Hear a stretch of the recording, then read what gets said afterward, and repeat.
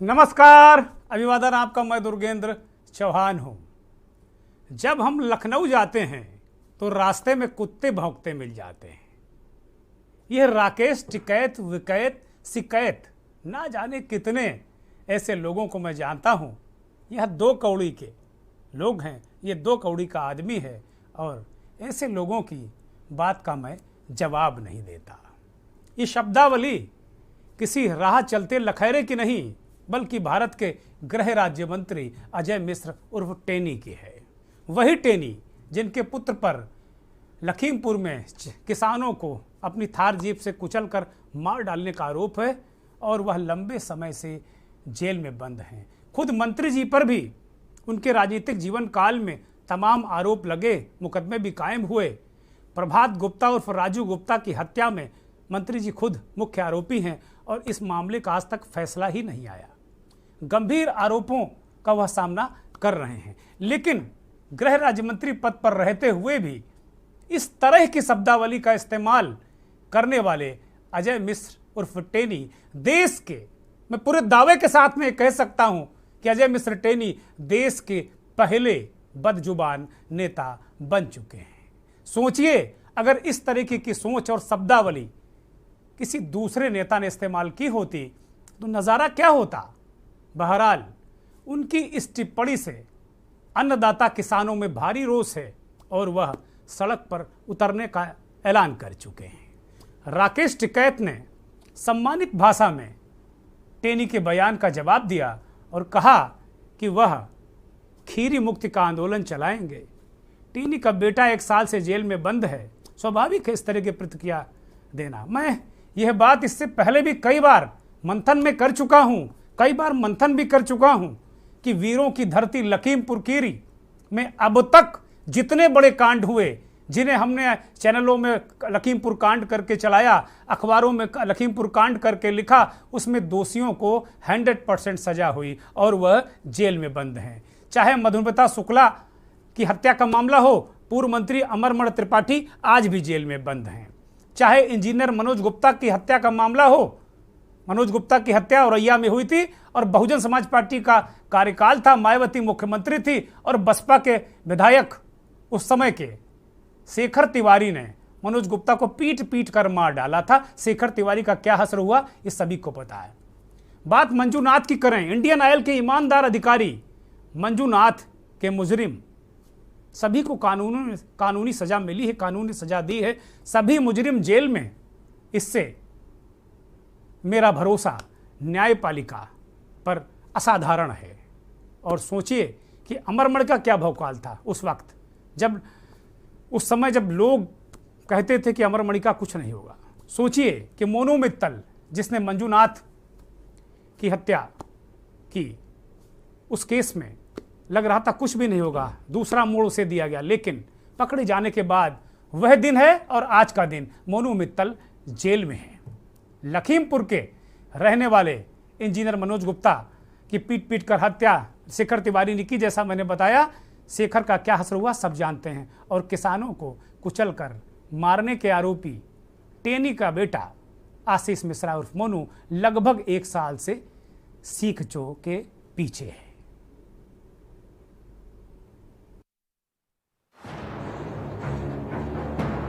मिश्रा टेनी हटना चाहिए।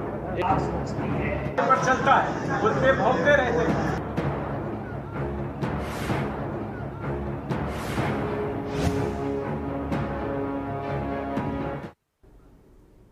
वापस लौटते हैं अपने मुद्दे पर। कानून के घर में देर हो सकती है लेकिन अंधेर नहीं। इंसाफ मिलता है। एक बार फिर गृह राज्य मंत्री की जुबान फिसली या जानबूझकर उन्होंने गरियाया है। एक बार फिर तिकुनिया कांड का जिन बोतल से बाहर आया है। एक बार फिर सड़कों पर गृह राज्य मंत्री अजय मिश्र टेनी का विरोध शुरू हो गया है। तो क्या यह सब आने वाले कल की तस्वीर का इशारा है, संकेत है, या धुंधली तस्वीर नजर आ रही है? जिस तेजी से दृश्य बदल रहा है, सीन बदल रहा है, उसे तो देखकर यही लग रहा है कि धुंधलके से भविष्य की तस्वीर साफ हो रही है, इतनी साफ कि हम सब महसूस कर रहे हैं कि कल क्या होने वाला है। क्योंकि इस बार कोई पत्रकार नहीं है, इस बार किसी लाचार को अपशब्द नहीं कहे गए हैं। इस बार सीधे चुनौती दी गई है अन्नदाताओं को, और मुझे पूरा विश्वास है कि अन्नदाता को जो गाली देने वाले लोग हैं वो भले ही अजय मिश्र टेनी क्यों ना हो, माँ भारती, भारत के लोग, भारत के किसान उसका जवाब जरूर देंगे। आज मंथन में है टेनी का मुद्दा हम क्यों लेकर आए, टेनी टिकट और टक्कर, ये हमारा आज का मंथन का जो मुखड़ा है, हम इसको लेकर क्यों आए।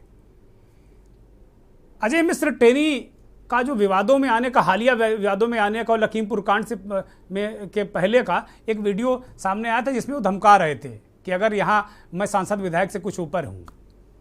हाल में कल उन्होंने अजब तजब तरीके के बयान दे दिए, टिकैत को कुत्ता कह दिया, पत्रकारों को भी इशारों में उन्होंने कहा कुत्ते हैं, भौंकते रहते हैं, पीछे पीछे दौड़ते रहते हैं। मतलब अभी उनके तेवर कम नहीं हुए। मुझे जहां तक जानकारी है कि टेनी पर जो मुकदमा चल रहा है, जिसकी सुनवाई हो रही, हत्या का मुकदमा, उसमें 25 तारीख की डेट लगी है। 25 तारीख को कोई बड़ा फैसला आ सकता है उसमें। ये जानकारी मुझे न्यायिक सूत्रों से मिल रही है कि उसमें कहीं ना कहीं कोई बड़ा फैसला आ सकता है और अजय मिश्र टेनी भी खुद कहीं ना कहीं उस मामले में फंस सकते हैं, उलझ सकते हैं। ऐसी खबरें हैं। ये विवाद, भारत सरकार का एक मंत्री लगातार किसानों को गरिया रहा है, पत्रकारों को धकिया रहा है, पीट रहा है, उसका बेटा किसानों को कुचल दे रहा है, एसआईटी में साबित हो गया।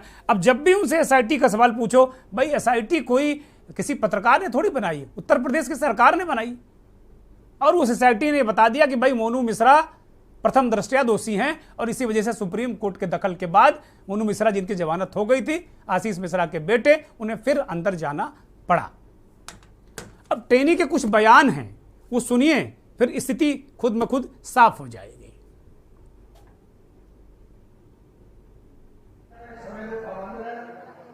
10-15 लोग यहाँ पर शोर मचाते तो यहाँ पूरे देश में फैल जाना चाहिए था आंदोलन। अगर कृषि कानून खराब हो तो क्यों नहीं फैला?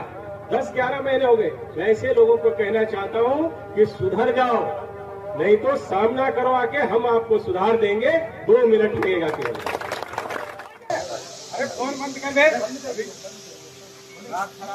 पूछो, आप पूछो।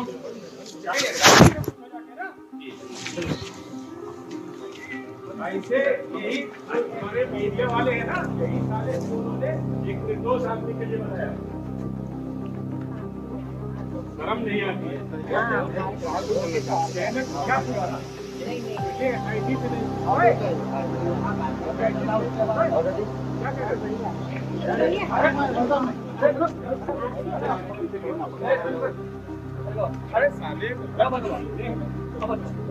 पर चलता है, कुत्ते भौंकते रहते हैं। ऐसे भी हम लोग आराम जैसे बात करते हैं तो हम लोगों का ये होता, कहीं अगर मान लीजिए हम लखनऊ जा रहे हैं, अब लखनऊ जा रहे हैं, हम गाड़ी से बैठ के जा रहे हैं, भाई तेज रफ्तार से गाड़ी जा रही है, हम गच्ची की तरफ बढ़ रहे हैं। अब सड़क पर कई बार होता कि कुत्ते भौंका करते हैं, सड़क के नीचे भौंकते, कई बार कुत्ते गाड़ी के पीछे दौड़ने लगते हैं। तो अब वो उनका स्वभाव होता है, वो उसके लिए मैं कुछ नहीं कहूँगा, जिसका जो स्वभाव होता है उसके अनुरूप वो व्यवहार करता है। लेकिन हमारा लोगों का ऐसा स्वभाव नहीं है। जो चीज़ जब सामने आती है और सामने आने की जब हिम्मत जुटा पाएंगे तो निश्चित रूप से हर एक व्यक्ति को मैं पूरा जवाब देता हूं। लेकिन आपके भरोसे से, आपके विश्वास से, आपने जो मुझे ताकत दी है, मुझे बहुत आत्मविश्वास आया है, और मैं यही कहूँगा कि आप इसी तरह से हमको ताकत देते रहिए। दुनिया की कोई ताकत आपको निराश नहीं होने देगी, हताश नहीं होने देगी। आप सबकी ताकत के बल पर चाहे जितने राकेट टिकैत जितने आवे, क्योंकि मैं राकेट टिकैत को बहुत अच्छी तरह से जानता हूँ, 2 कौड़ी का आदमी है। इसका हम लोगों ने देखा है कि अपने 2 बार चुनाव लड़ा, 2 बार जमानत जब्त हो गई। इस तरह का व्यक्ति किसी का विरोध करता है तो उसका कोई मतलब नहीं होता। इसलिए मैं ऐसे लोगों को कभी जवाब भी नहीं देता हूँ। इस तरह के लोगों का जवाब देने का कोई औचित्य नहीं होता है। अजय मिश्र टेनी कह रहे हैं कि भाई जब वो लखनऊ जाते हैं तो उनकी गाड़ी के पीछे पहले कुछ सामने कुत्ते भौंकते रहते हैं और कुछ पीछे पीछे दौड़ते हैं। उन्होंने किसानों और पत्रकारों दोनों को निपटा दिया। कहा जो गाड़ी के आगे वाले हैं कुत्ते वो किसान हैं। और जो पीछे दौड़ने वाले माइक लेकर दौड़ते हैं, हमारे और आप जैसे लोग, वो पीछे दौड़ने वाले कुत्ते हैं। मैं अपने पत्रकार साथियों को कह रहा हूं, जो सड़क पर रह के जोखिम उठाकर इन नेताओं के पीछे पीछे भागते हैं कि बाइट दे दो भैया, और मुद्दों पर लड़ते हैं, संघर्ष करते हैं। उन लोगों, तो किसानों और पत्रकारों दोनों को उन्होंने कुत्ता कहा और कहा भाई आप लोगों की ताकत, फिर भी कितनी बेशर्मी के साथ वो मांग रहे हैं जनता से ताकत। अरे भाई जनता ने दे दी ताकत आपको, गृह राज्य मंत्री बनाया, नहीं वरना अगर न्याय हो जाए तो आप जेल में होते। टेनी महाराज, आपको जेल में होना चाहिए था। आप बैठकर ये बयान देने की स्थिति में नहीं होते अगर वास्तव में इस देश में न्याय हो जाए। और मैं न्यायपालिका से निवेदन करूंगा हाथ जोड़कर कि जो राजू गुप्ता हत्याकांड, प्रभात गुप्ता राजू हत्याकांड का मामला लटका हुआ है, उसकी प्रॉपर सुनवाई की जाए, और जो भी जरा सा भी अगर कोई इसमें दोषी है, जो भी दोषी है, उसको सजा दी जाए। तो इस तरीके के लोगों के हौसले बढ़ेंगे नहीं। और जितने मैंने दृष्टांत दिए हैं हमें लखीमपुर खीरी के, सब के सब जेल में हैं। ये बताने की जरूरत नहीं है कि न्यायपालिका की शक्ति क्या है और न्यायपालिका कितनी ईमानदार है। अब इस पूरे न्याय बवंडर के बाद टेनी महाराज का एक और बयान आया, सुनिए। लखीमपुर में टिकैत जी का कोई यहाँ पर वीडियो वायरल हुआ होगा, तो मैं तो कल ही आया था, परसों शाम को आया, तो मुझे जानकारी हुई। तो मैंने कार्यकर्ताओं से यही कहा कि वो जवाब ये चाह रहे थे, तो मैंने ये कहा देखो राकेश टिकैत जी इस स्तर के व्यक्ति नहीं हैं जिनके विषय में ये कहा जाए कि उन्होंने जैसे बताया कि शायद आप लोगों को जानकारी होगी, शायद बताया कि लखीमपुर के लोगों का नस्ल ठीक नहीं, गुंडा, ये ऐसे शब्दों का प्रयोग शायद उन्होंने किया था। तो मैंने कहा कि भाई उनके जवाब देने को मैं उचित नहीं समझता, क्योंकि मेरे स्तर की वो बात नहीं है। और दूसरी बात उन्होंने कहा था कि आपको उन्होंने गुंडा कहा, आपको ये कहा 120 के मुलजिम हैं। तो हमने कहा देखो जिन लोगों को जानकारी नहीं है, ऐसे बहुत सारे लोग हैं, आप लोगों में भी बहुत सारे लोगों को जानकारी इस बात की नहीं है, क्योंकि कोर्ट में केस चल रहा है। वो केस ऑलरेडी चार्जशीट फाइल है, उसका ट्रायल भी चल रहा है, उसके बावजूद वो अपना ढूंढ रहे हैं उसमें क्या है। तो इस ना जानकारी की वजह से जो लोग भ्रम पैदा करते हैं, तो हमने कहा उनको भ्रम पैदा करने दीजिए, हम अपने लक्ष्य की तरफ बढ़ रहे हैं। और एक हम लोगों के यहाँ जैसे कहावत है इस तरह की कि कोई आदमी जा रहा, हम अपने रास्ते पर जा रहे हैं, तो कुछ लोग जो अपनी प्रतिक्रिया देते हैं, आप लोगों को जानकारी है, वो प्रतिक्रिया देते रहते, उनकी तरफ ध्यान देने की आवश्यकता नहीं, केवल इतनी ही बात। क्या मीडिया को लेकर कोई मीडिया के लोग बेवकूफ़ हैं, कोई इस तरह के वर्डों का? नहीं, कोई नहीं है। बेवकूफ़ का माने आप जानते हैं? बेवकूफ़ उर्दू शब्द है, उर्दू शब्द ओरिजिनल है वकूफ़। वकूफ़ माने होता है अक्ल, और बेवकूफ़ माने होता है बेअक्ल। तो उसमें ऐसे कुछ लोगों ने, अब मैं नाम नहीं लूँगा, यहाँ पर भी शायद उसमें से कोई हो, इस तरह का भ्रम पैदा किया कि मानो हम 120 बी के मुलजिम हैं, या हम इस तरह का कि कोई केस हमारे ऊपर, ना कोई मुकदमा है, ना कोई इस तरह की अपील एक है पेंडिंग, उसको लेकर के भी लोगों ने भ्रम पैदा किया। तो इस तरह की बातें होती हैं, बाकी और किसी किस्म का कोई मसला नहीं है। टेनी सफाई दे रहे हैं कि उन पर कोई मुकदमा नहीं है, एक कोई केस पुरानी सुनवाई चल रही, इस तरह कुछ वो घुमा रहे, कह रहे भाई इस मामले में 120 में मुलजिम है नहीं।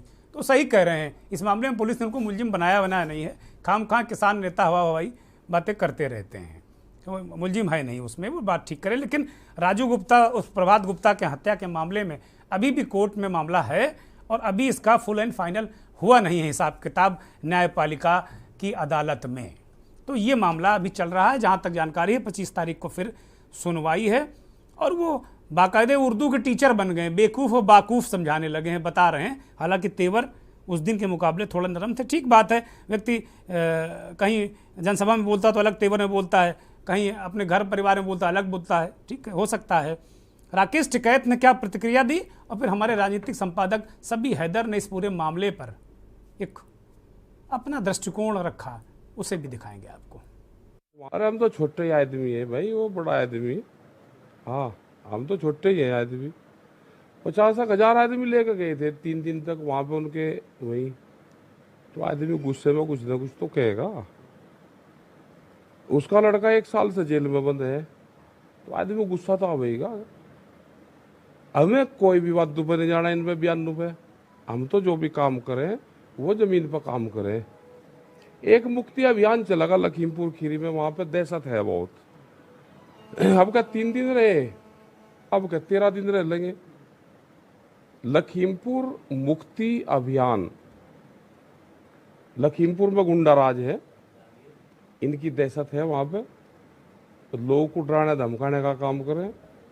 विवादित बयान देख के ही तो जो पहला मामला हुआ वो बयान से ही तो हुआ, और 120 बी के मुलजिम है, तो 120 बी का मुलजिम खुला रहेगा तो एक दहशत रहेगी और जांच को और लखीमपुर खीरी कांड को प्रभावित करते रहेंगे। तो कोर्ट को, पुलिस को अपना काम करना चाहिए।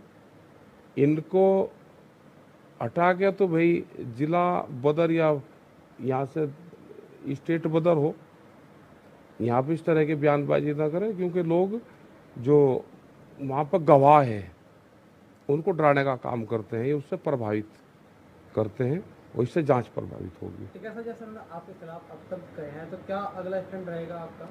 हमारा तो आंदोलन का ही रहता है, कब कहाँ और कैसे होगा वो बताओगे।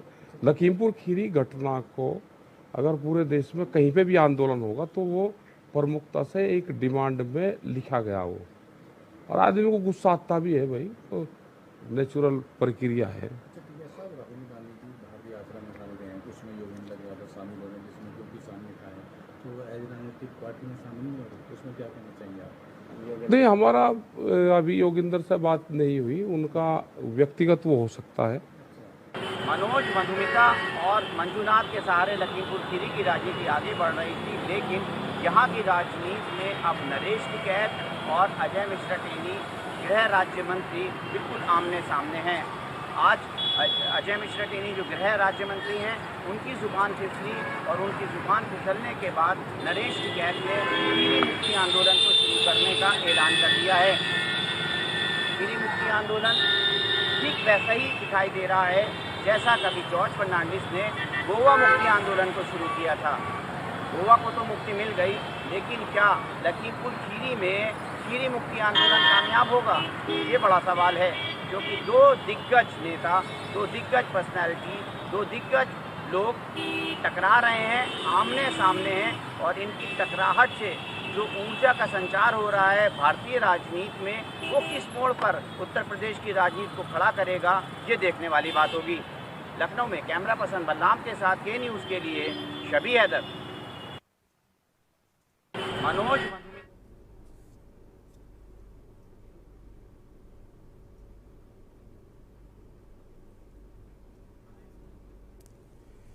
तो आपने देखा किस तरीके से हमारे सहयोगी शबी हैदर ने चीज़ों को रखा, और लखीमपुर मुक्ति आंदोलन, बड़ी ज़बरदस्त तुलना की शबी हैदर ने।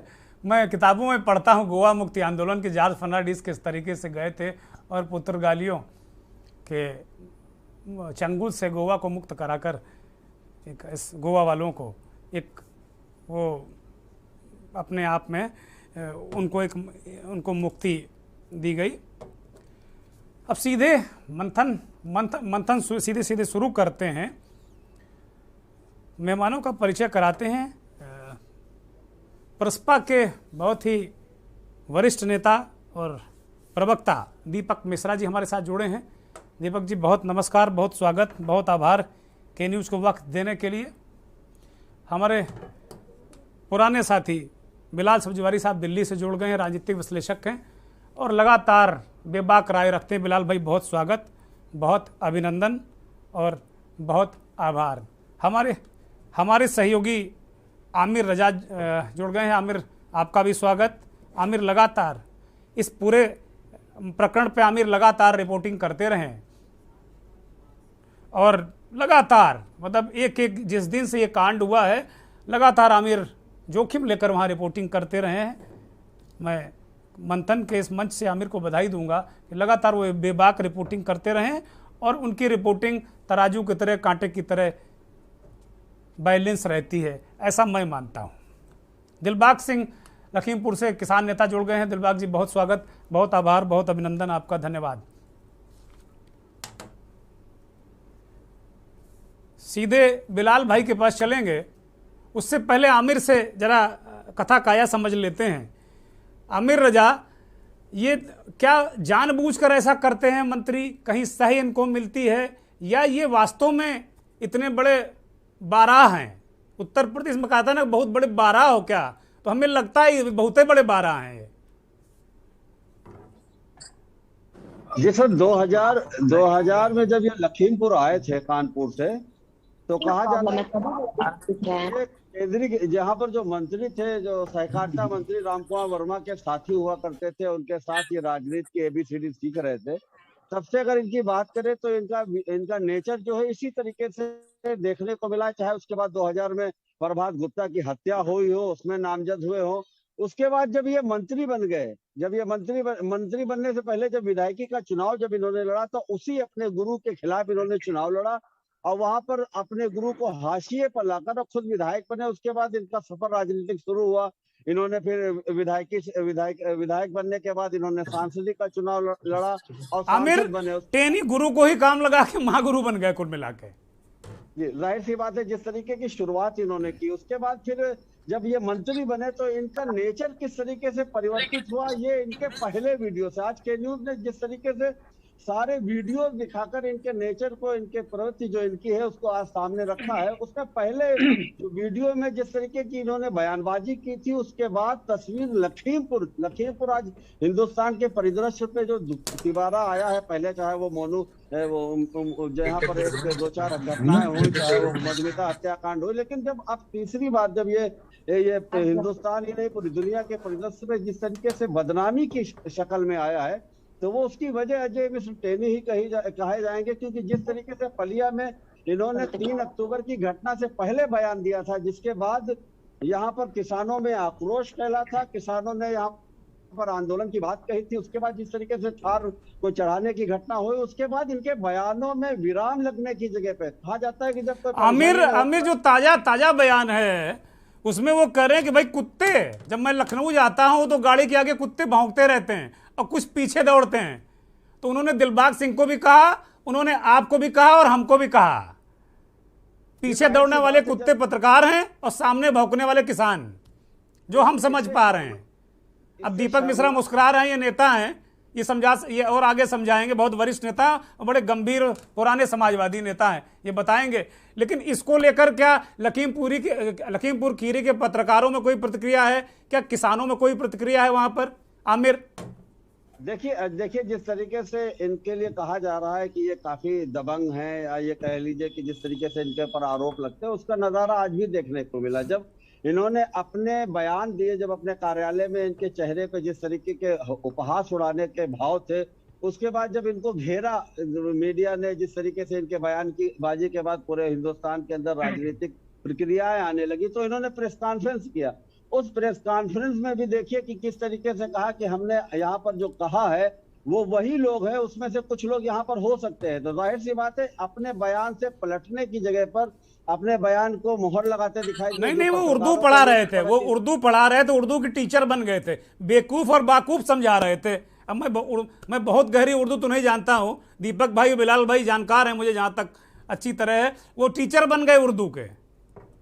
जी जाहिर सी बात है, जिस तरीके से उन्होंने बयानबाजी एक बार फिर दी बाकूफ और बेवकूफ कहने की, तो उससे ये साबित कर अपनी बात से कोई भी गलत बात हो जाती है, ऐसा नहीं कि कोई गलत बात किसी से मुंह से नहीं निकल सकती, तो उन शब्दों को वापस लेता है। वापस लेने की जगह पर उन पर हरधर्मी से जमा रहे, ये कितनी इससे ज्यादा शर्मनाक बात। और उस आदमी के लिए जो इतने बड़े पद पर है, केंद्रीय गृह राज्य मंत्री के पद पर है, जो जब ये केंद्रीय गृह राज्य मंत्री बनाए गए थे, तो जब इनका काफिला लखीमपुर आया था, तो मोहम्मदी से लेकर लखीमपुर तक इनको फूल मालाओं से पहनाया गया था। तो किसी ने सोचा भी नहीं था कि ये आदमी, ये शख्स जिसके लिए इतने फूल माला हजारों की संख्या में लोग सड़क पर खड़े, वो हिंदुस्तान के अंदर मीडिया का केंद्र बनेगा, शर्मिंदगी के केंद्र।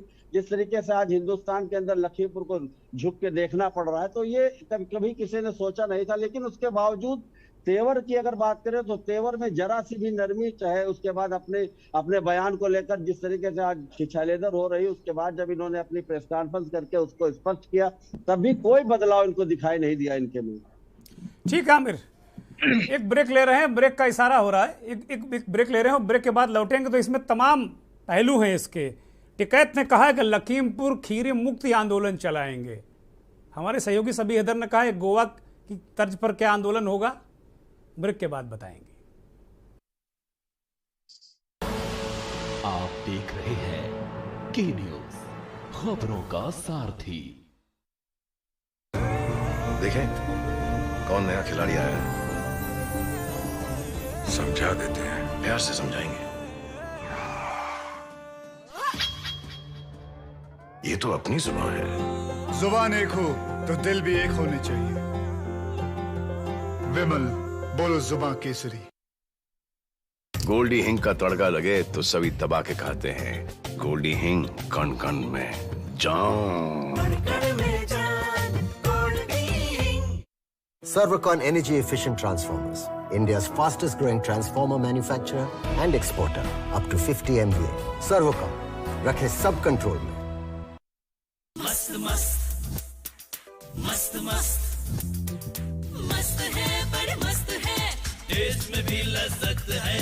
बावर्ची की सोया बड़ी बड़ी मस्त है। बावर्ची न्यूट्री सोया बड़ी, इसमें है हाई प्रोटीन जो खाने को बनाए एक हेल्थी डाइट, और टेस्ट में बड़ी मस्त है। मेडिकल लाइन में पैरामेडिकल स्टाफ के तौर पर अपना सुनहरा भविष्य चाहते हैं तो 24 घंटे इमरजेंसी सेवाएं देने वाला Chandni school of nursing and paramedical centre, Vikas Nagar, Lakhanpur Kanpur व Chandni college of nursing, Basosi, new Shivli road, Kalyanpur, Kanpur Dehat आज ही ज्वाइन करें। Registration open. देखें कौन नया खिलाड़ी आया है, समझा देते हैं, प्यार से समझाएंगे। ये तो अपनी जुबान है। जुबान एक हो तो दिल भी एक होने चाहिए। विमल बोलो जुबान केसरी। आप देख रहे हैं के न्यूज, खबरों का सारथी। मिश्रा ट्रेन ही हटना चाहिए। पर चलता है, कुत्ते भौंकते रहते हैं।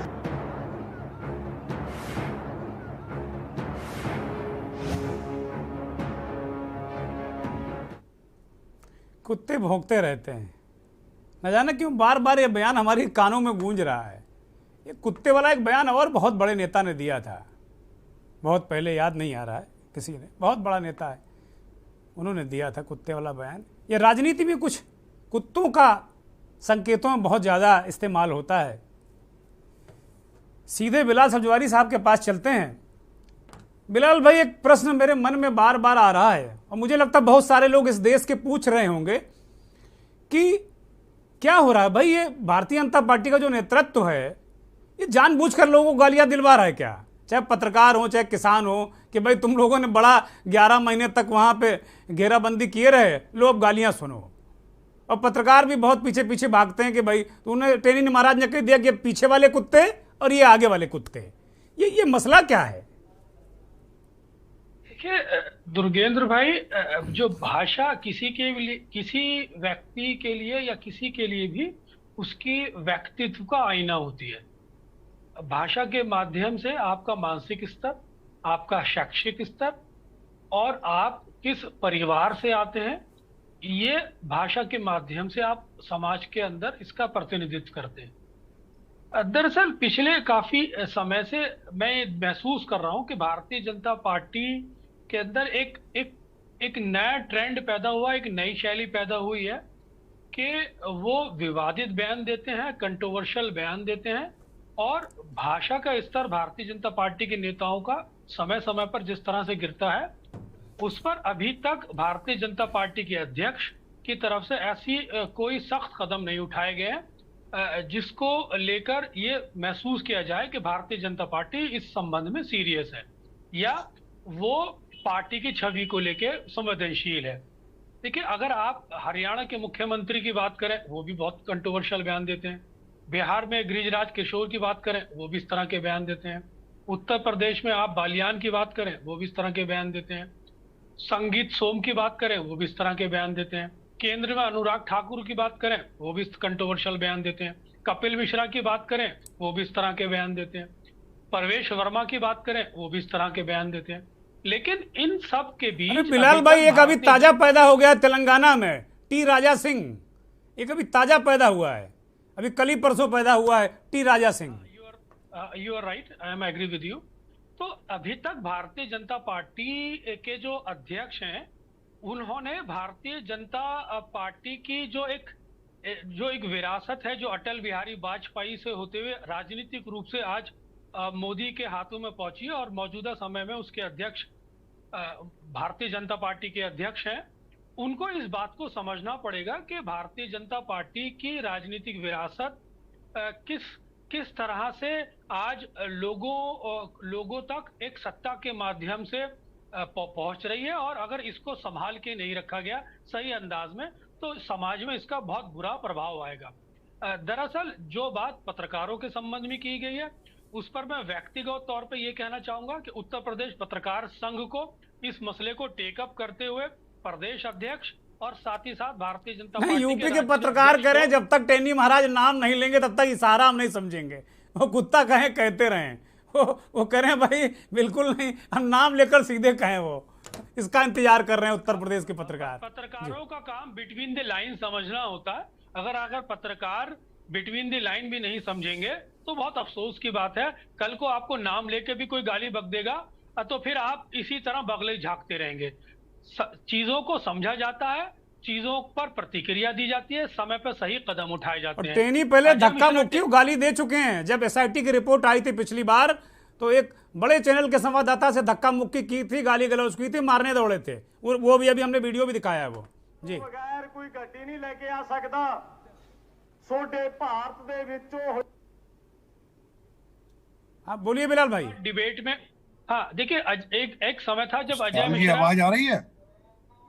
देखिए एक ऐसा कई बार ऐसा हुआ है जब अजय मिश्रा टेनी मेरे साथ पॉलिटिकल डिबेट्स में टेलीविजन पे बैठे हैं।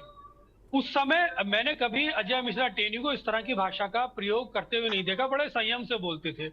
लेकिन दुर्भाग्य क्या होता है, जब राजनीतिक सत्ता आपके मस्तिष्क पे हावी हो जाती है, राजनीतिक सत्ता आपके मस्तिष्क पर और आपके व्यवहार में एक अहंकार का रूप लेती है, या राजनीतिक सत्ता आप पर एक नशे के रूप में चढ़ के बोलने लगती है, तब इस तरह की बातें व्यवहार में आती हैं। देखिए भाषा को संयमित होकर बोलना, भाषा को नाप तोल के बोलना, और खासतौर से जब आप एक ऊंचे ओहदे पर हैं, जनता आपसे लोगों की जो अपेक्षा है, समाज में जो अपेक्षा है, उस अपेक्षाओं पर आपको बिल्कुल ठीक बात है करना चाहिए। अदरवाइज भारतीय जनता पार्टी की इसमें बदनामी है। मुझे बहुत अफसोस है कि भारतीय जनता पार्टी के अध्यक्ष की तरफ से इस संबंध में कोई नहीं तो संज्ञान लिया गया, नहीं इस संबंध में कोई प्रतिक्रिया आई। ठीक बिलाल भाई, एक और मेहमान जुड़ गए हैं, राजीव गुप्ता।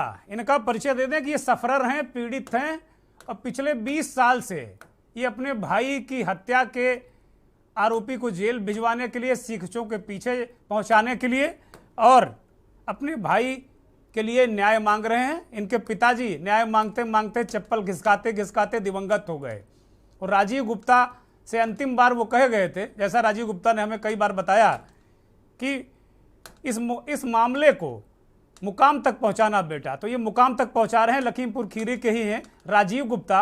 इनके बड़े भाई प्रभात गुप्ता और राजू गुप्ता की हत्या कर दी गई थी 20 साल पहले, और उसमें अजय मिश्र टेनी मुख्य आरोपी हैं। वो मुकदमा कोर्ट कचहरी में इतना उलझ गया कि आज तक न्याय ही नहीं मिल पाया। राजीव गुप्ता जुड़ गए हैं, स्वागत आपका, अभिनंदन और समय देने के लिए आभार। अब हम सीधे बहुत ही वरिष्ठ नेता प्रसपा के दीपक जी के पास चलते हैं। दीपक जी, आप लोग तो मुझे लगता है कि जब बोलते हैं तो फूल झड़ते हैं। ये क्या सत्ता का नशा वास्तव में हावी हो जाता है? मेरा एक पहला सवाल, आप तो सत्ता में भी रहे हैं खूब। और दूसरा मसला ये है दीपक जी कि क्या ये बार बार गाली, बार बार गुंडाई की भाषा, मतलब टिकैत को कहना पड़ा कि भाई लखीमपुर खीरी मुक्ति अभियान चलाना पड़ेगा उनको, किसानों को गाली दे रहे हैं, पत्रकारों को दौड़ाने, है क्या मसला क्या है भाई? ये कौन सी राजनीति और कौन से नेता हैं? किसी दूसरे ग्रह से लोग आ गए हैं क्या ये राजनीति करने के लिए? देखिए, सत्ता का नशा व्यक्तिगत तौर पर व्यक्ति के मूल चरित्र पर निर्भर करता है। अगर सत्ता का नशा ही महत्वपूर्ण होगा तो हम जैसे छोटे लोग भी सत्ता में रहे हैं, और टेनी जी मंत्री बन के जितने ताकतवर हैं, हम तो साधारण कार्यकर्ता के रूप में भी इनसे ज्यादा ताकत रखते थे। सरकारी ताकत की बात कर रहा हूं, लेकिन कभी नशा नहीं आया। सत्ता का नशा अगर होता तो सबसे बड़ा तो लोहिया पे था, नौ सरकार के मालिक थे। गांधी पे सत्ता का नशा क्यों नहीं हुआ? नेहरू तो अजय प्रधानमंत्री थे, कभी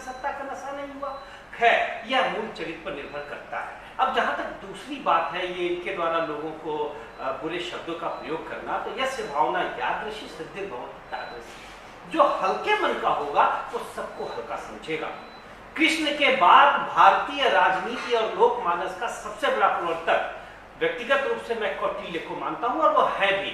उन्होंने लिखा है त्रिलो अपि प्रयोजनम अस्ति। लोकतंत्र में हर एक व्यक्ति का वही महत्व है जो लोकतंत्र में भारतीय गणराज्य के प्रधानमंत्री का है। यह सैद्धांतिक तकाजा कहता है। लेकिन बाहर टेनी जी, खैर अब एक और बात, सबसे बड़ी बात आई जो आपको मैं साधुवाद दूंगा आपके चैनल को, जिन्होंने गोवा मुक्ति संग्राम की याद दिला दी।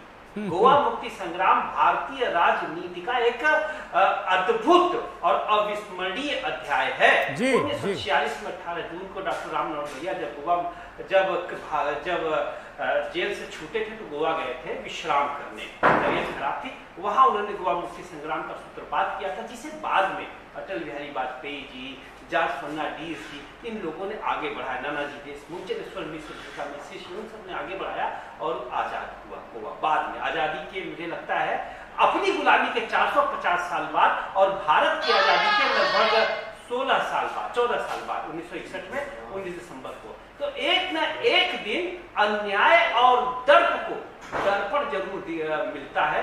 सूरज लहू लुहान है हर शाम देखना, गरूर जिंदगी का अपमान देखना। क्या बात।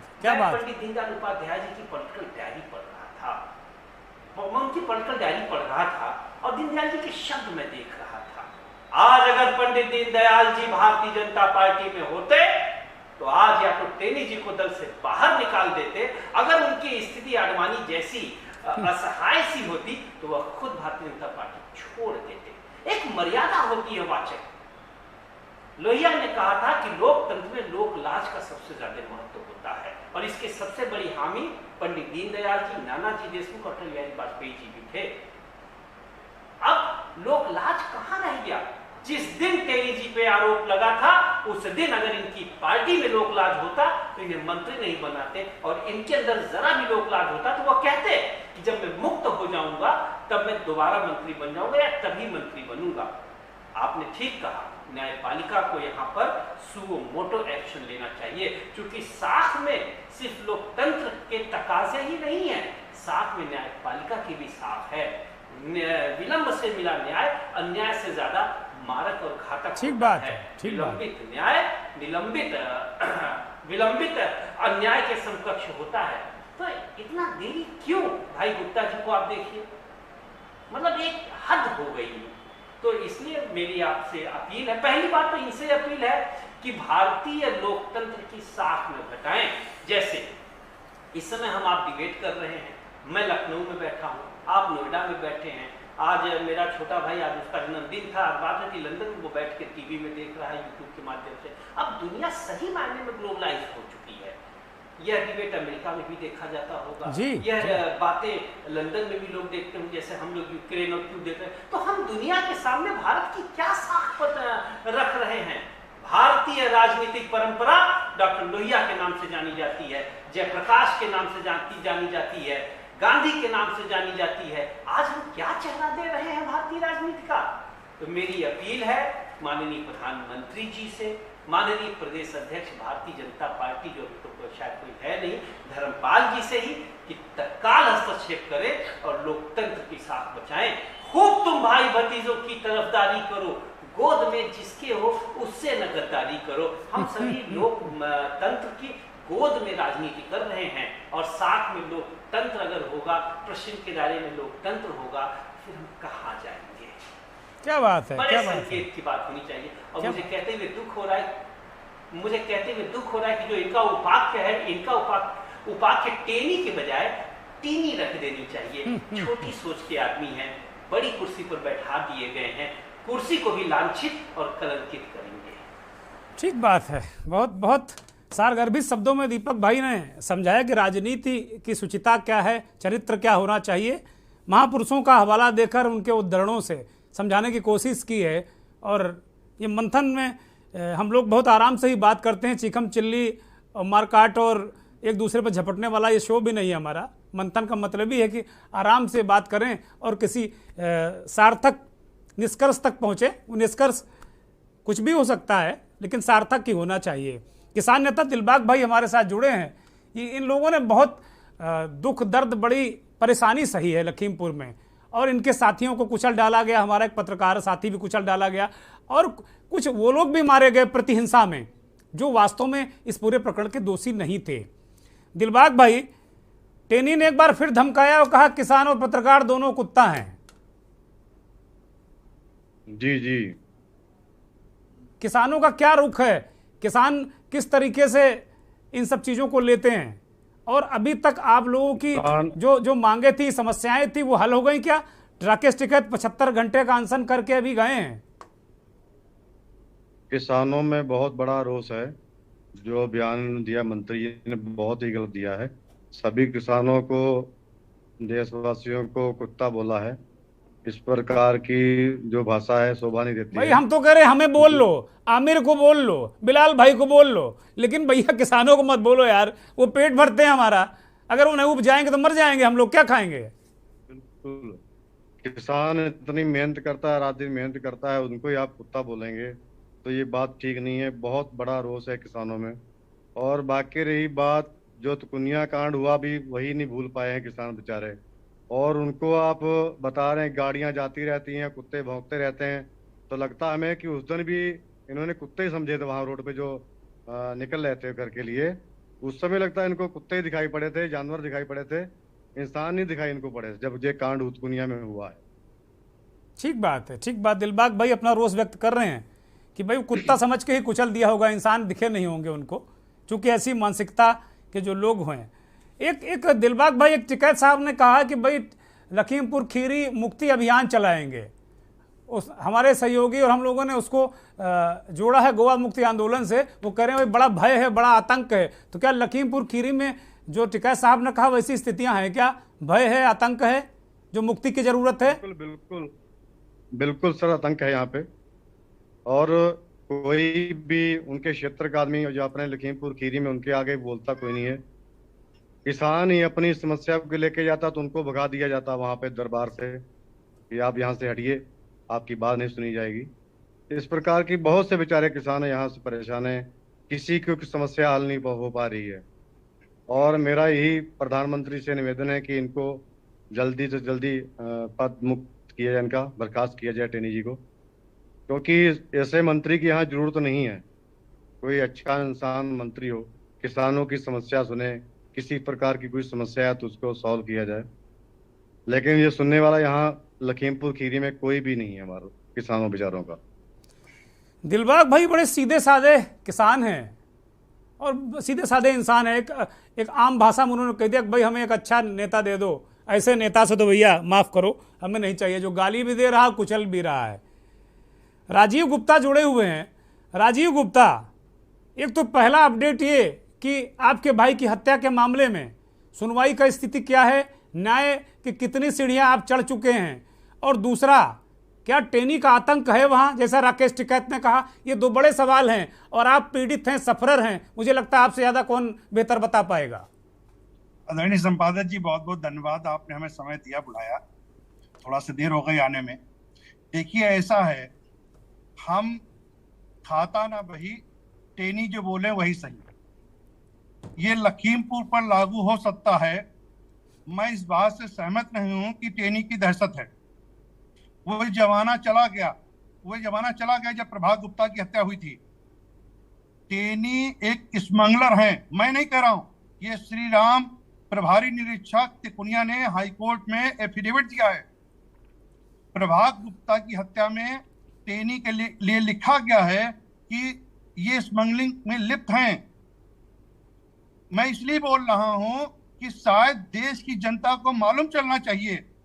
और जो दिलबाग सिंह जी ने कहा उनकी दहशत है, दिलबाग सिंह जी आपके लिए दहशत होगी, आपके साथ में पूरा किसान है, राजीव गुप्ता के साथ में कोई नहीं है। हम तो संपादक जी का धन्यवाद देते हैं जो हमारी बात बोलते हैं।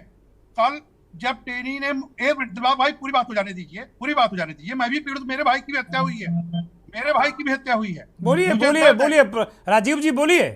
आज लखीमपुर जनपद के विधायक और सांसद, इतने पूर्व सांसद हैं, इतने मौजूदा विधायक हैं, कोई आदमी बोलने को तैयार नहीं है। उसकी दहशत नहीं, केंद्रीय गृह राज्य मंत्री की दहशत है। वे कितने बड़े पावरफुल पद पे है कि उसकी दहशत है, आदमी की दहशत नहीं होती है।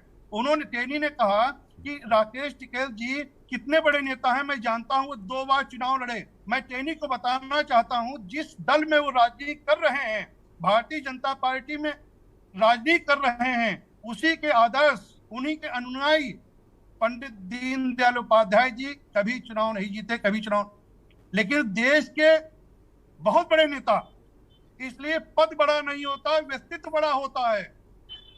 टेनी के बेटे ने आदमी मार दिए, किसान मार दिए, पत्रकार मार दिए, कुत्ते पीछे चलते हैं। उनके लड़के को यही लगा दिलबाग सिंह जी सही कर रहे हैं, लेकिन टेनी के उससे पहले भी टेनी ने 1990 में जो पहला मुकदमा दर्ज होता है, तो टेनी के ऊपर वही सिख बिरादरी ने, गंगानगर ने मुकदमा लिखाया था, और उसका मेरे पास आदेश है। मैंने उत्तर प्रदेश सरकार का, स्टेट का जवाब निकलवाया है हाई कोर्ट से। उसमें ये लिखा हुआ है, टेनी ने वो मुकदमा समझौता करके वापस कराया था। टेनी ने 50 मुकदमे मेरे हाई कोर्ट में दाखिल किए प्रभात गुप्ता हत्या में। मैं दिलबाग सिंह जी आपसे पर्सनली निवेदन करता हूँ, हर बात पर हाई कोर्ट और सुप्रीम कोर्ट जाइए। टेनी कानून के दम पे लड़ा। सलील श्रीवास्तव जैसे लोग मुकदमे को, आज जो ऑर्डर आया है माननीय संपादक जी, जो कल आदेश प्रभात गुप्ता की हत्या में हुआ है, उसमें 2017 में भी यही हो रहा था। जज साहब ने लिखा हुआ है, आप इन्होंने ट्रांसफर एप्लीकेशन डाल दी कि मुकदमा, प्रभात गुप्ता की हत्या का मुकदमा इलाहाबाद में चले। कहा इलाहाबाद में चले, लखीमपुर में हत्या हुई। ये राजीव जी ये किसने एप्लीकेशन डाली है? ये किसने एप्लीकेशन डाली? अजय मिश्रा टेनी, देश के केंद्रीय गृह राज्य मंत्री, उन्होंने एप्लीकेशन डाली है उत्तर प्रदेश के मुख्य न्यायाधीश के सामने। और ये बात 18 तारीख को एप्लीकेशन डाली गई है कि जो प्रभात गुप्ता का हत्या का मुकदमा चल रहा है, वह मुकदमे को लखनऊ में न चला के इलाहाबाद में सुना जाए, जबकि कानूनन लखीमपुर के मुकदमे लखनऊ में चलते हैं। अब टेनी बहुत बड़े नेता हो गए, बहुत बड़े पैसे वाले हैं, अगर वो महाराष्ट्र से वकील ले आएंगे तो राजीव गुप्ता महाराष्ट्र मुकदमा लड़ने जाएंगे। इसलिए कल बुधवार को उस मुकदमे की उत्तर प्रदेश के मुख्य न्यायाधीश लखनऊ में उस एप्लीकेशन, ट्रांसफर एप्लीकेशन को सुनवाई पे लगा है। 801 नंबर पे है, कितने बजे नंबर आएगा नहीं मालूम है। ले उत्तर प्रदेश के हाईकोर्ट के जो मुख्य न्यायाधीश जो है, आदरणीय मुख्य न्यायाधीश जी, वह उस मुकदमे को सुनने जा रहे हैं। क्या प्रभात गुप्ता की हत्या का मुकदमा इलाहाबाद में चलना चाहिए या लखनऊ में चलना चाहिए? हमें तो अफसोस है कि 12 मार्च 2018 को प्रभात गुप्ता की हत्या के मुकदमे की अंतिम सुनवाई के बाद आदेश सुरक्षित हो जाता है, फैसला नहीं आया। फैसला के बाद हमने वो फाइल रिलीज हो गई, अब बहस, वो अंतिम बहस नहीं होने दे रहे हैं। 5 आदेश डबल बेंच सीनियर जज के, एमएलए एमपी के बेंच के जो है मुकदमे के आदेश आ रहे हैं, वो कहीं कोविड हो जाता है। देखिए कल टेनी के उसमें लिखा हुआ हमें रेस्ट दे दीजिए, और यही तिकोनिया हिंसा, हमें रेस्ट के लिए समय चाहिए। यही तिकोनिया हिंसा के सहबुक अंकित दास की मुकदमा 11 अगस्त को सलील श्रीवास्तव उनकी अंतरिम बेल के लिए डिमांड कर रहे हैं, उनकी अंतरिम बेल दे दी जाए। उसमें सलील श्रीवास्तव ने पिटीशन दाखिल की है। 11 तारीख को कोविड नहीं था, वो मुकदमा लड़ रहे हैं। और प्रभात गुप्ता की हत्या जिसमें टेनी मिश्रा नामजद हैं, जिसमें उन्हें सजा हो सकती है, उन्हें बचाने के लिए ये तय होगा कि हाई कोर्ट लखनऊ में मुकदमा सुना जाए या इलाहाबाद में चला जाए। मैं तो आदरणीय संपादक जी हाई कोर्ट से अपील कर रहा हूं और माननीय सुप्रीम कोर्ट से हस्तक्षेप करने की मांग भी कर रहा हूं कि इन्हें 378 के तहत जो जमानत दी गई है प्रभात गुप्ता की हत्या में, वह जमानत को रद्द करते हुए धारा 300 सीआरपीसी 390 के अंतर्गत इनकी चारों अभियुक्तों की जमानत रद्द कर दी जाए और इन्हें पुलिस कस्टडी में लेकर मुकदमे की सुनवाई कर दी जाए। ये देश के सर्वोच्च न्यायालय का सर्वोच्च फैसला है, गाइडलाइन है। हम इसकी मांग सुप्रीम कोर्ट से भी कर रहे हैं, हाई कोर्ट से भी कर रहे हैं।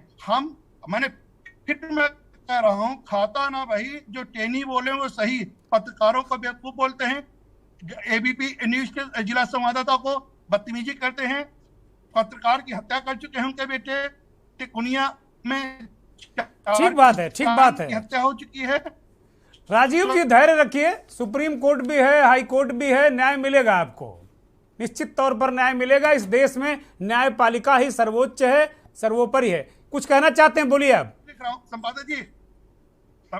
संपादक जी उस राज्य सरकार की 1997 का जो शपथ पत्र हाईकोर्ट में आया है, उस हाईकोर्ट में एफिडेविट में लिखा है टेनी ब्याज का भी व्यापार करते हैं, ये ब्याज का व्यापार करते हैं, ब्याज के पैसे से उनका कारोबार बढ़ रहा है। नेपाल आने जाने में स्मगलिंग में लिप्त हैं, हुए स्मगलिंग का काम कराते हैं। ये चीजें, और आज वो देश के गृह राज्य मंत्री हैं, वो सबको गालियां दे रहे हैं। लखीमपुर नहीं, पूरा उत्तर प्रदेश शर्मसार हो चुका है। टेनी जैसे लोगों की जो मानसिकता है वो एक अपराधी प्रवृत्ति की मानसिकता है, और उस अपराधी के कारण वो बार बार उनकी जबान पे वही आ रहा है। अरे उन्हें तो सीधे सीधे बात कर, उन्होंने कहा था। ठीक बात है राजीव जी माफी के साथ में रोक रहा हूँ आपको, बिलाल साहब के पास चलता हूँ। बिलाल भाई, ये तो राजीव गुप्ता ने बताया कि उनके भाई की हत्या को लेकर अब एक नया पैतरा चला गया कि भाई इसकी सुनवाई अब इलाहाबाद में की जाए। अब देखिए एक किस तरीके से पूरे मामले को सैबोटाज किया जाता है, किस किस तरीके से दांव पे चले जाते हैं। लेकिन मुझे पूरी उम्मीद है कि उच्च न्यायालय के जो चीफ जस्टिस साहब हैं वो न्याय करेंगे राजीव गुप्ता के मसले पर। एक मसला तो ये है बिलाल साहब, दूसरा मामला ये है कि टिकैत ने कहा कि अब लखीमपुर खीरी मुक्ति आंदोलन वो चलाएंगे। क्या इतनी भयावह स्थितियां हो गई हैं वहाँ? उत्तर प्रदेश का एक हिस्सा है जहाँ योगी आदित्यनाथ मुख्यमंत्री हैं और योगी जी जीरो टॉलरेंस पे काम करते हैं। बिलाल भाई देखिए दुर्गेंद्र जी, जिस तरह से अभी राजीव गुप्ता जी ने इसके न्यायिक पहलू पर बड़ी विस्तार से बात की और इसकी जो निटिग्रिटीज हैं, जो इसकी बारीकियां हैं मुकदमे की, उससे हम लोगों को अवगत कराया आपके चैनल के माध्यम से। देखिए, न्यायपालिका हर चीज तय करे या सभी चीजें न्यायपालिका में तय हो। देखिए, मैं उससे पहले ये बात कहना चाहता हूं कि राजनीतिक पार्टियों की भी कोई सामाजिक जिम्मेदारी होनी चाहिए, नहीं होनी चाहिए। ठीक। देखिए, समाज के अंदर जो अच्छाइयाँ होती हैं या बुराइयां होती हैं वो व्यवस्था के माध्यम से पनपती हैं और फूलती हैं।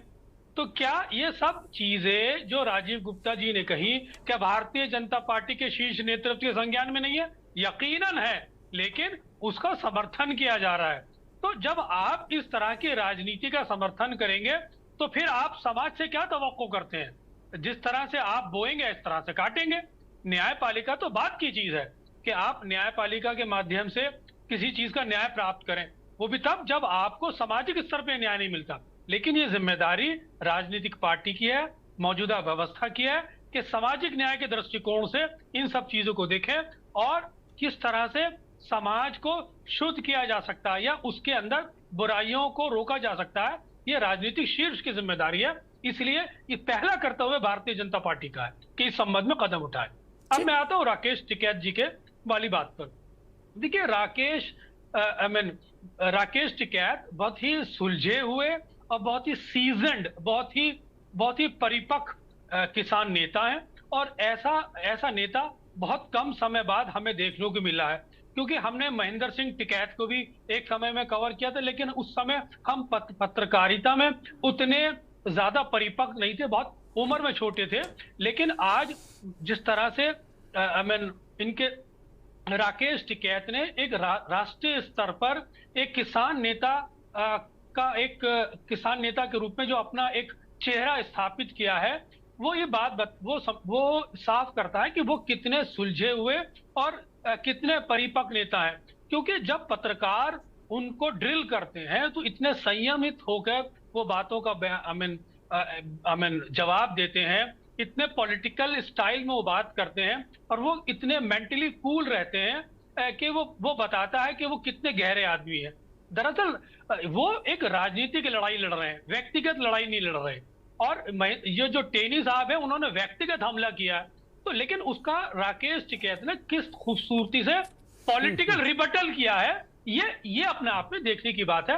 और ये इस रिबटल का इफेक्ट लखीमपुर खीरी में आने वाले समय में देखने को मिल सकता है। ठीक बात है। फाइनल कमेंट के लिए दीपक भाई के पास चलते हैं, वक्त अब फाइनल कमेंट का हो गया है। और मंथन अब अपने अंतिम सोपान की तरफ पहुंच गया है। दीपक भाई, आप लोग मूल्यों की राजनीति करते भी रहे हैं और बातें भी करते रहे हैं, बहुत दिनों से, वर्षों से हम सुन रहे हैं, और सच मायने में लोहिया के आदर्शों पर चले भी हैं, ये भी मैं जानता हूं। ये बताइए, क्या कुछ नैतिकता नाम की चीज रह गई? कोई नैतिक दबाव होता है राजनीतिक दलों में अब, दीपक भाई? देखिए, होना चाहिए, और जिस दिन राजनीतिक दल नैतिकता के तकाजे छोड़ देंगे उस दिन देश को कोई नहीं बचा पाएगा। मैं न्यायपालिका की अहमियत या उसकी अहमियत पर सवाल नहीं खड़ा कर रहा हूं, लेकिन किसी भी जज से ज्यादा महत्वपूर्ण भूमिका उस दौर के राजनेता की होती है। आप इतिहास के पन्ने उठाकर देखिए, गांधी को हम आज भी याद करते हैं। ऐसा लगता है कि जैसे गांधी कल के किरदार हो, लेकिन गांधी को जेल भेजने वाले जज का नाम हमें नहीं पता। भगत सिंह को हम आज भी याद करते हैं, भगत सिंह को जेल भेजने वाले जज का नाम हमें नहीं पता। ये किरदार है। अरस्तु कहाँ के हैं, किस देश के हैं पता नहीं, किस वर्ष के हैं पता नहीं। अरस्तु को जितने जहर दिया था उन्हें हम सुकरात, उनका नाम हमें नहीं मालूम, लेकिन सुकरात का हमें नाम है, क्योंकि लोकमानस को ये प्रभावित करते हैं। तो राजनेताओं का जो कर्तव्य है वह किसी भी विधा के व्यक्ति से ज्यादा है। और राजनीतिज्ञों के बाद मैं पत्रकार को बड़ा महत्वपूर्ण मानता हूँ, क्योंकि उसके लिखे गए शब्द, उसके द्वारा बोले गए शब्द जनमानस तैयार करते हैं, और जनतंत्र में जनमानस का सबसे ज्यादा महत्व होता है। आज के राजनेताओं को चाहिए, शीर्ष स्तर के राजनेताओं को चाहिए कि वह तत्काल हस्तक्षेप करें और इस तरह के शब्दों पर प्रभावशाली रोक लगावें, और ऐसे शब्दों का जो भी उच्चारण कर रहा हो उन्हें तत्काल दंडित करें, ताकि आने वाली नस्ल के सामने, आने वाली पीढ़ी के सामने एक आदर्श प्रस्तुत हो। 3-3, 4-4 दिन की हम लोगों को शिविर लगाया जाता था। मुझे ठीक से याद है कि रवि राय साहब लोकसभा के अध्यक्ष रहे, स्वास्थ्य मंत्री रहे लोक बंधु नारायण जी के बाद, लोहिया जी के शिष्य, और वो और निशान किसिंग साहब जो भारत के 1952 में सांसद थे, लोहिया जी के साथ उन्होंने मणिपुर सत्याग्रह में भाग लिया था, आज़ादी की लड़ाई में भाग लिया था, एशियन सोशलिस्ट कॉन्फ्रेंस में भारत का प्रतिनिधित्व किए, बैठ के हम लोगों को सिर्फ यही सिखाते थे कि क्या क्या नहीं बोलना चाहिए। जानते हैं, राजनीतिक शब्दावली का एक व्याकरण होता है। जैसे अगर मुझे किसी को झूठा भी कहना है तो मैं उसे सीधा झूठा नहीं कहूंगा, उसे कहूंगा कि आप सच के उच्चारण से परे हैं या मिथ्या वचन हो रहा है, मतलब सीधे सीधे झूठा नहीं कहा जाएगा। ये राजनीतिक नहीं, हंसिए भाई, ये राजनीति का व्याकरण है। आज वह व्याकरण कहाँ है? और एक चेहरा था, यही अंदाज दयानत रहा तो कलकत्ता से बर्फ की बाट लिए धूप में बैठा। बहुत बहुत शुक्रिया दीपक भाई, बहुत बहुत आभार, बहुत बहुत शुक्रिया, बहुत बहुत धन्यवाद। दीपक मिश्रा जी का बहुत धन्यवाद, बिलाल सब्जवारी साहब का भी बहुत धन्यवाद, दिलबाग भाई का भी बहुत धन्यवाद, और राजीव गुप्ता का भी बहुत धन्यवाद। कुल मिलाकर दीपक मिश्रा जी ने कह दिया कि भाई राजनीति, अगर राजनीतिक दबाव या एक तरीके से दलगत दबाव, राजनीतिक दबाव अगर होगा और उसके बिना फिर देश ही नहीं रहेगा, अगर जो राजनीतिक दबाव है वो लोगों पर नहीं रहेगा। लोहिया जी, रवि राय जी, तमाम उदाहरण उन्होंने दिए, और उन्होंने कहा कि भाई लगातार ये चीज़ें हो रही हैं। मंथन में एक बात तो निकली कि जो बातें टेनी ने कही उसको कोई भी जायज़ नहीं ठहरा सकता, लेकिन ये सवाल भी मंथन में उठाया गया, और अभी सवाल ही है कि आखिर कौन सी मजबूरी है कि अब तक इतने बवालों के बाद भी टेनी से इस्तीफा नहीं लिया गया। इसी सवाल के साथ हम छोड़ जाते हैं, इसका उत्तर आप सब खुद खोजिएगा। मंथन में अब वक्त हो चला है चलते चलते का, और चलते चलते में हम बात करेंगे अनीसुर रहमान की। ये तस्वीर जो हम आपको दिखाने जा रहे हैं अनीसुर रहमान की है, जिन्हें कल पटना में रोजगार मांगने के दौरान एडीएम के सिंह ने जानवरों की तरह पीटा था। उनके मुंह में कई लाठियां मारी थी, सिर में जो घाव है उससे खून रिस रहा है, घर की दीवारों से मुफलिसी रिस रही है, जुबा बोलने की हालत में नहीं है, माँ बाप के चेहरे से लाचारी टपक रही, कोई पूछने वाला नहीं। सत्ता पक्ष विपक्ष, किसी से उम्मीद की जा सकती है क्या? ये सवाल है, कोई हाल ही ले ले, यही सवाल हम छोड़ जाते हैं। और ये तस्वीर देखिए, बड़ी मार्मिक तस्वीर है, और खुद अपने आप को इस तस्वीर के साथ में जोड़िएगा और सोचिएगा कि ये लोकतंत्र है, लोकतंत्र लोगों से बनता है, और क्या लोगों की ऐसी हालत से क्या कोई मजबूत लोकतंत्र बन सकता है। बहुत बहुत धन्यवाद। नमस्कार।